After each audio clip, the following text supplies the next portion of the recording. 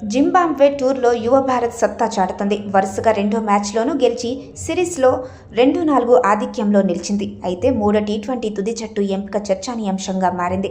Captain Shubman గిల్పై అభిమానులు, విశ్లేషకులు fire అవుతున్నారు.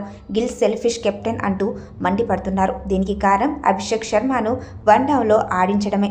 రెండో టీ20లో ఓపెనర్గా ఆడిన అభిషేక్ శర్మ సెంచరీతో చెలరేగాడు. అయితే మూడో టీ20లో మాత్రం జైస్వాల్ రాకతో అతన్ని బ్యాటింగ్ ఆర్డర్లోనికి కిందికి పంపించారు. ఫామ్లో ఉన్న అభిషేక్ శర్మను ఓపెనర్గా కొనసాగించాల్సిందే అని ఫ్యాన్స్ అభిప్రాయపడుతున్నారు. యశస్వి జైస్వాల్ తుది జట్టులోకి రావడంతో అభిషేక్ శర్మ ఫస్ట్ డౌన్లో ఆడాల్సి వచ్చింది. దీనితో గత మ్యాచ్ జోరును అతను కొనసాగించలేకపోయాడు. ఫస్ట్ డౌన్లో కంటే ఓపెనర్గానే అభిషేక్ శర్మ సత్తా చాటగలడని సూచిస్తున్నారు. కనీసం చివరి 2 మ్యాచ్ల్లోనైనా అతన్ని ఓపెనర్గా ఆడించాలని కోరుతున్నారు. ఇది సెల్ఫిష్ కెప్టెన్సీ అని అభిషేక్ శర్మ కోసం